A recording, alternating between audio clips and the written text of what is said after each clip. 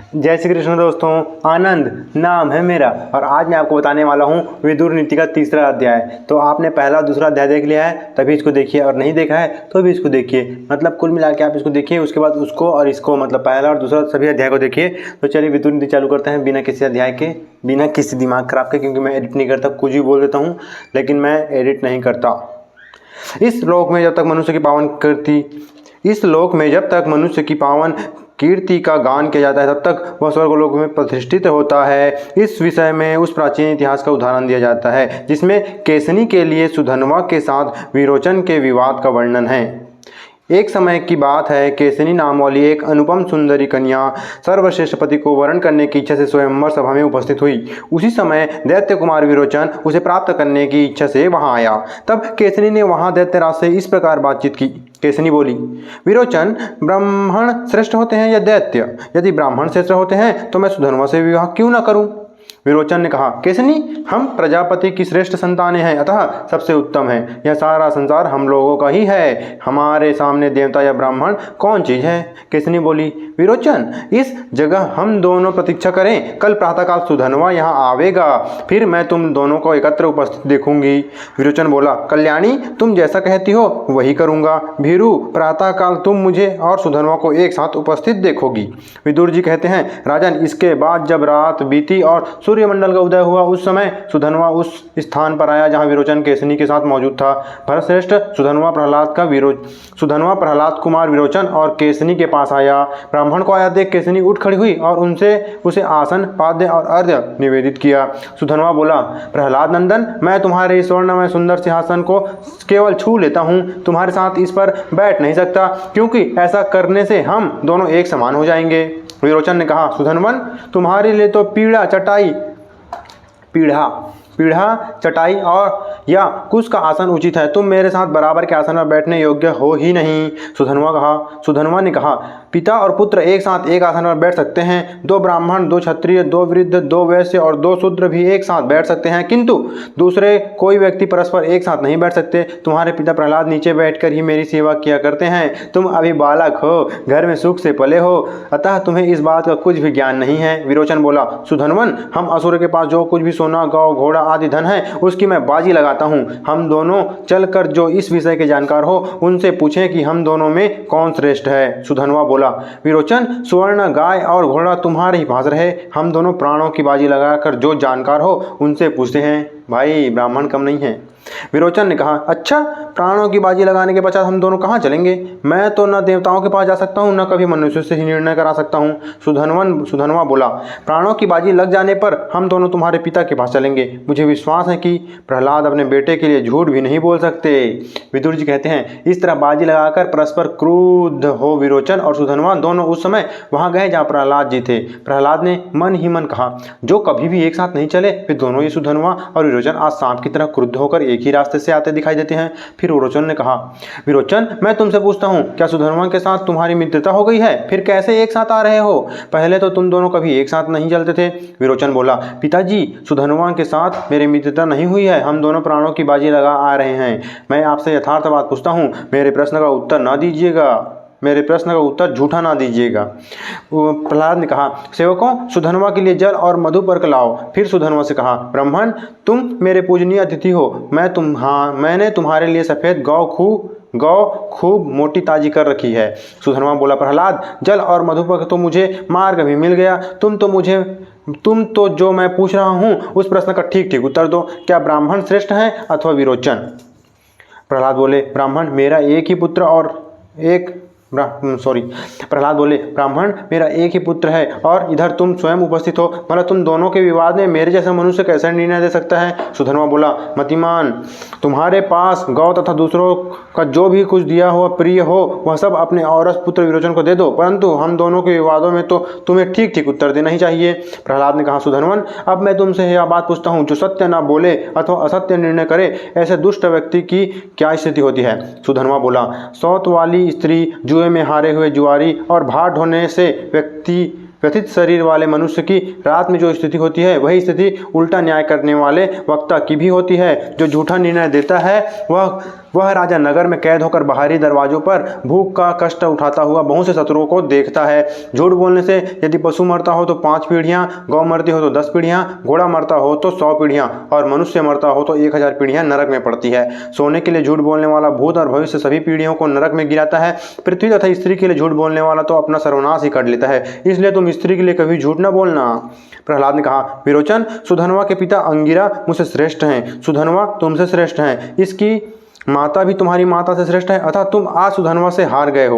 विरोचन, अब सुधन्वा तुम्हारे प्राणों का मालिक है। सुधन्वन, अब यदि तुम दे दो तो मैं विरोचन को पाना चाहता हूँ। सुधन्वा बोला, प्रहलाद, तुमने धर्म को ही स्वीकार किया है, स्वार्थवश झूठ नहीं कहा, इसलिए अब इस दुर्लभ पुत्र को भी तुम्हें दे रहा हूँ। प्रहलाद, तुम्हारे इस पुत्र विरोचन को मैंने पुनः तुम्हें दे दिया है, किंतु अब यह कुमारी केसनी के निकट चलकर मेरे पैर धोवे। विदुर जी कहते हैं, इसलिए राजेंद्र, आप पृथ्वी के लिए झूठ न बोले, बेटे के स्वार्थ व सच्ची बात न कहकर पुत्र और मंत्रियों के साथ विनाश के मुख में न जाएं। देवता लोग चरवाहों की तरह डंडा लेकर पहरा देते रहते हैं, नहीं देते।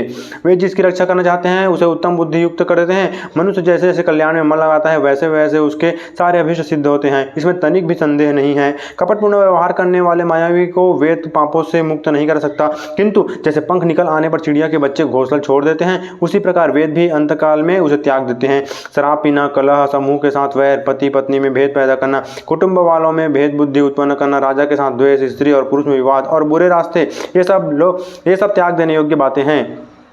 हस्तरेखा देखने वाला, चोरी करके व्यापार करने वाला, जुआरी, वैद्य, शत्रु, मित्र और चारण, इन सातों को कभी भी गवाह न बनावे। आदर के साथ अग्निहोत्र, आदर पूर्वक मौन का पालन, आदर पूर्वक स्वाध्याय और आदर के साथ यज्ञ का अनुष्ठान, ये 4 कर्म भय को दूर करने वाले हैं, किंतु ये ही यदि ठीक तरह से संपादित न हो तो भय प्रदान करने वाले होते हैं। घर में आग लगाने वाला, विष देने वाला, जारा, संतान की कमाई खाने वाला, सोम रस बेचने वाला, शस्त्र बनाने वाला, चुगली करने वाला, मित्रद्रोही, पर स्त्री लंपट, गर्भ की हत्या करने वाला, गुरु श्रीगामी, ब्राह्मण होकर शराब पीने वाला, अधिक तीखे स्वभाव वाला, कौवे की तरह काय काय करने वाला, नास्तिक, वेद की निंदा करने वाला, घूसखोर, पतित, क्रूर तथा शक्ति रहते हुए रक्षा के लिए प्रार्थना करने पर भी जो हिंसा करता है, ये सब के सब ब्रह्म हत्यारे के समान हैं।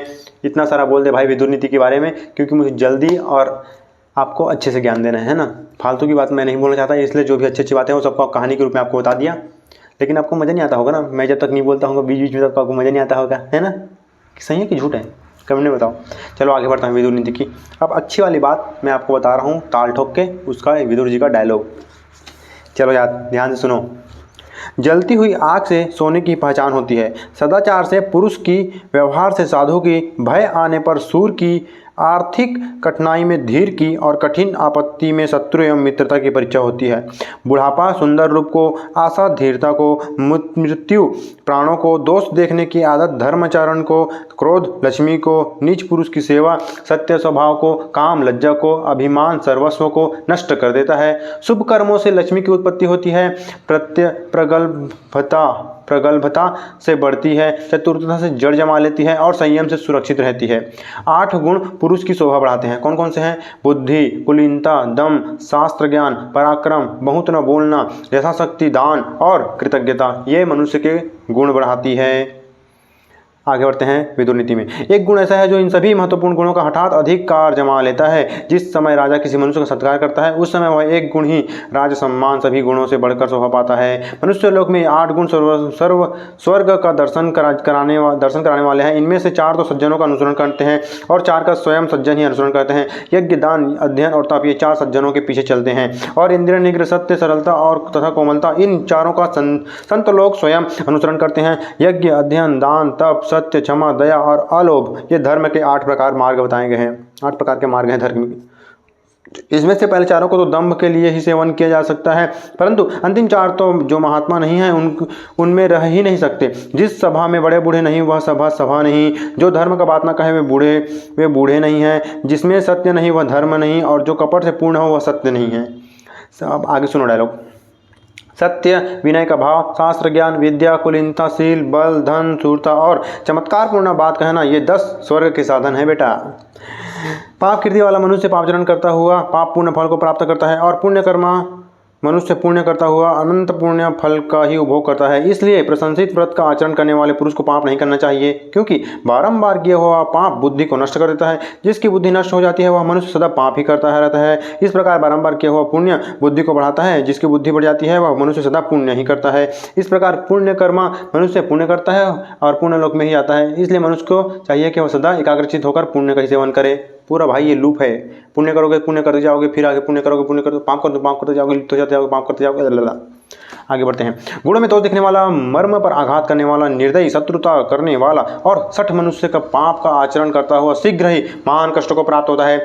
दोष दृष्टि से रहित शुद्ध बुद्धि वाला पुरुष सदा शुभ कर्मों का अनुष्ठान करता हुआ महान सुख को प्राप्त होता है और सर्वत्र उसका सम्मान होता है। जो बुद्धिमान पुरुषों से सद्बुद्धि प्राप्त करता है वही पंडित है, क्योंकि बुद्धिमान पुरुष धर्म और अर्थ को प्राप्त कर अनायास ही अपनी उन्नति करने में समर्थ होता है। विदुर जी का डायलॉग है, आगे सुनो ध्यान से। दिन भर में वह कार्य करें जिससे रात में सुख से रहें, और 8 महीने वह कार्य करें जिससे वर्ष के 4 महीने सुख से व्यतीत कर सके। पहली अवस्था में वह काम करें जिससे वृद्धावस्था में सुखपूर्वक रहें, और जीवन भर वह कार्य करें जिससे मरने के बाद भी सुख से रह सके। तो ये थे भाई आपको काम करने का तरीका, बदल दो। चलो आगे बढ़ते हैं विदुर नीति में। विदुर नीति का 3रा अध्याय है ना, 2 अध्याय और हो गया है, देख लो, लाइक कर लो, ठीक है, और चैनल को सब्सक्राइब कर लो, क्योंकि अभी 8 अध्याय आने वाला है विदुर के, जो आपके ज्ञान को पूरी तरह बढ़ा देंगे और आपको एकदम विद्वान बना देंगे। चलो आगे बढ़ता हूँ विदुर नीति में। सज्जन पुरुष पच जाने पर, अन्न की निष्कलंक जवानी बीत जाने पर, स्त्री की संग्राम जीत लेने पर, सूर्य की और तत्व ज्ञान प्राप्त हो जाने पर तपस्वी की प्रशंसा करते हैं। अधर्म से प्राप्त हुआ धन द्वारा जो दोष छिपाया जाता है वह तो छिपता नहीं, उससे भिन्न और नया दोष प्रकट हो जाता है। अपने मन और इंद्रियों को वश में करने वाला शिष्यों के शासक गुरु हैं, दुष्टों के शासक राजा हैं, और छिपे पाप करने वालों के शासक सूर्यपुत्र यमराज हैं। ऋषि नदी महात्माओं के कुल तथा स्त्रियों के दुष्चरित्र का मूल नहीं जाना जा सकता। ब्राह्मणों की पूजा करने वाला दाता, कुटुंबजनों के प्रति कोमलता का बर्ताव करने वाला और शीलवान राजा चिरकाल तक पृथ्वी का पालन करता है। सूर, विद्वान और सेवा धर्म को जानने वाले ये 3 प्रकार के मनुष्य पृथ्वी से स्वर्ण रूपी पुष्प का संचय करते हैं। बुद्धि से विचार कर किए हुए कर्म श्रेष्ठ होते हैं। बाहुबल से किए जाने वाले कर्म मध्यम श्रेणी के हैं। जंघा से होने वाले कार्य अधम हैं और भार ढोने का काम महाअधम है। तो आज का विदुर नीति यहीं पे समाप्त होता है। इस तरह के ज्ञान की बातें देखने सुनने जानने और मेरे साथ जुड़े रहने के लिए सब्सक्राइब करें। आज के लिए बस इतना ही। राधे राधे राधे राधे। सब्सक्राइब करो भाई, एडिट नहीं करता मैं, सब्सक्राइब करो।